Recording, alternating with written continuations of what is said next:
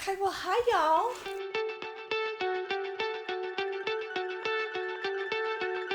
I'm gonna try to make this video quick because somebody would like to go on a WAL. Okay, I thought that because the first video I had where I did the newbie tag, I didn't really talk about my past, like my reading preferences. And I am trying to expand my reading horizons. I think I've already mentioned this, but I want to get into some more nonfiction, particularly world history and scientific things. But also, I mostly read literary fiction and I read some fantasy. I would love to read more science fiction and I would like to get into horror more. But with that being said, I thought I'd go through my Storygraph for last year just so we can get to know each other a little bit better. So yeah, I'll just get into it.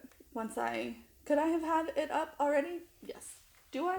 No. Okay, so my reading wrap up. I read 110 books last year, which equals out to 36,511 pages. Woohoo! The first book that I read last year was Nora Ephron's I Feel Bad About My Neck. It was quite humorous. I was pretty pleased with that. The last book I read was Interesting Facts About Space by Emily Austen. And I really like that one too. It was, people keep talking about unhinged female characters. And I guess maybe that's what they're talking about. Just sort of chaotic energy. Yeah, chaotic energy, but lovable. So I guess I'm into that. I was watching this video and they were readers, and they were like, it goes to green. My Storygraph mood map, it I guess it's this way for you. It starts out green, and then it just goes down, and it sort of wiggles. Well, I'll put a screenshot of it. But it starts out green and then goes to yellow and then it ends up in orange or brown, whatever color that is. It says, you engaged in introspective musings, traversed landscapes of the heart, and explored the shadows of the human psyche. The narratives flowed at a comfortable, engaging tempo. And then it has books and pages per month. There's a pretty big dip in June and July. I think I was visiting a friend in North Carolina, so that's probably why that was a dip. And then I had May and September were both high reads. You know, this could help me remember what I did last year, but I don't. It doesn't ring a bell.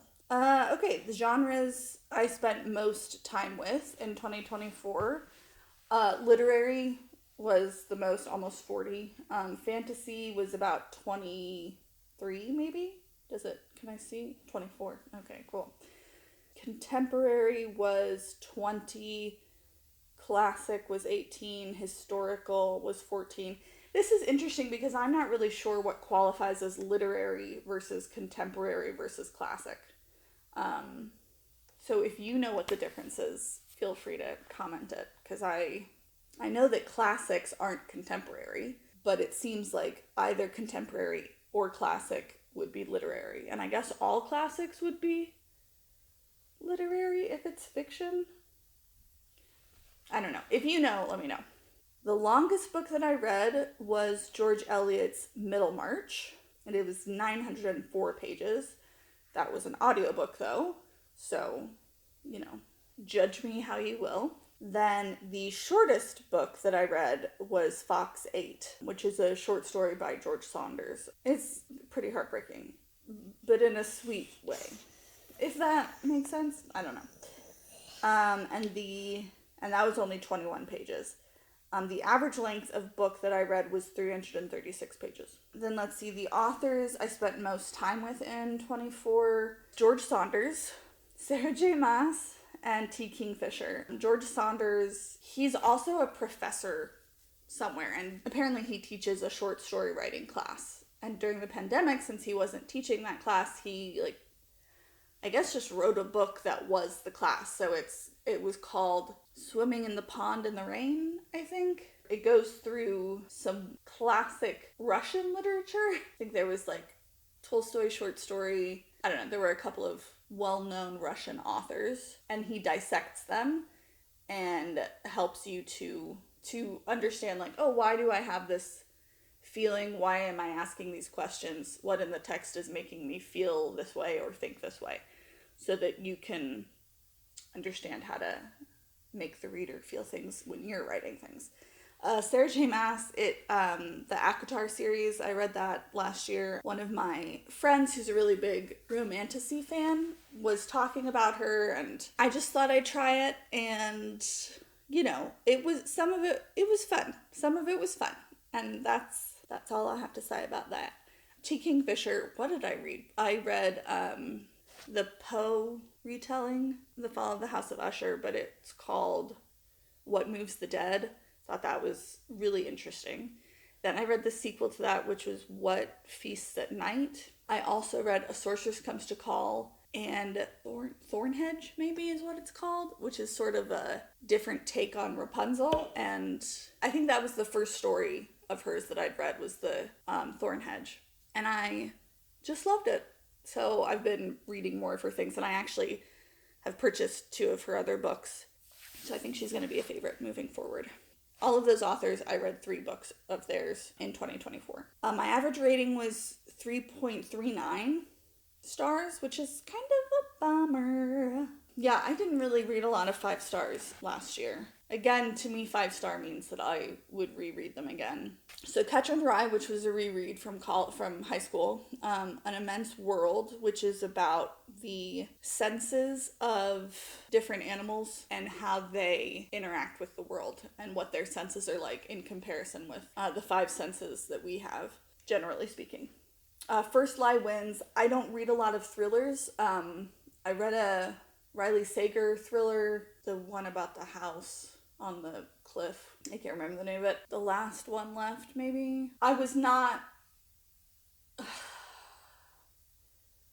kind of thought it was ridiculous. So I haven't been psyched to read more thrillers, but I read a few last year, and The First Lie Wins I really liked, but I understand that if you are really into thrillers, you might have, I've heard people say like, oh, well, I knew what was going to happen. So maybe it's just because I don't read many thrillers that I was just along for the ride the whole time, whereas the Riley Sager one that's fine. Tinkers, which is a book that we read for our book group that I didn't finish at the time. It's a very small book. I should have been able to finish. I just wasn't.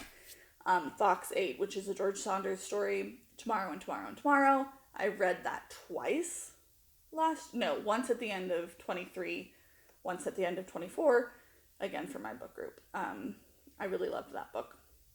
Jane Eyre, I think I read that at least once a year. Oftentimes it's audio. And this time actually I listened to the audio from Audible, and it's Thandie Newton that does the narration, so it was great. And then I also read Hello Beautiful, which, if you're a fan of Little Women, you should give it a go. It was like it's not a retelling, but it homages Little Women, and it's just really beautiful. My ratings, I didn't have very many ones. I had 13 2s, 43 3s and 4s, and then 8 5s. So it was still a good reading year, because again, 3 and 4, they're like, if it's a 3, I was happy to have read it, you know? Some months were better than others. Highest average rating in July was 3.8. Turns out June wasn't your favorite month, with an average rating of 2.6. Bummer for June. I read the most pages in April, 4,224. And I had most in common with other users in that I read The Midnight Library. That was most shelved. Least shelved was Jane Eyre. I guess it's not a hot topic this year, with only 8 other users shelving Jane Eyre. And my highest rating is also Jane Eyre. Did I mention I love that book? I think so. The book that was different from my normal choices, my normal picks, was The Boy, the Mole, the Fox, and the Horse. I don't really know what I was expecting, I guess, but I wasn't expecting what I got. I guess I wasn't expecting it to feel like a children's story. And it felt a lot like a children's story. And it's not in the children's section. When I saw it in Barnes & Noble, I didn't buy it. Again, it was an audiobook and narrated by the author. It was in like the literary section, so I feel like it should have been in the kids section. You explored the works of 86 new authors, including Edward Gorey, Charles Portis, who wrote True Grit, and Tana French. I thought I read True Grit in 2023. 23 books that I read were part of a series, and I have like 6 more series that I want to start this year, or that I want to start or continue. And I guess I'll put up the 2024 at a glance for you, so you can see all that I did. Isn't it lovely? Isn't she lovely? Isn't she wonderful? Isn't she lovely? I'm gonna get copyright. Well, no, I won't. I'm not making any money off of this one right now. Yeah, so if you liked any of these books, feel free to let me know in the comments. I love to talk about some of them. And then it says explore your 2024 stats. Oh, I have more? I didn't know. Oh, cool. Okay, this is more than I've seen before. Mood and pace. Most of them were reflective or emotional, dark, mysterious, and adventurous. Do you guys care about this? All right. Okay. So if you've watched this whole video, thank you. Yeah, just wanted to share some of my past reads. If anybody is watching this and wants to comment any books that we have in common, then go ahead and do that. Or if you're still here, you can let me know any guesses of the movie quote on the thumbnail. And I'll see you guys on the next blank page. Bye.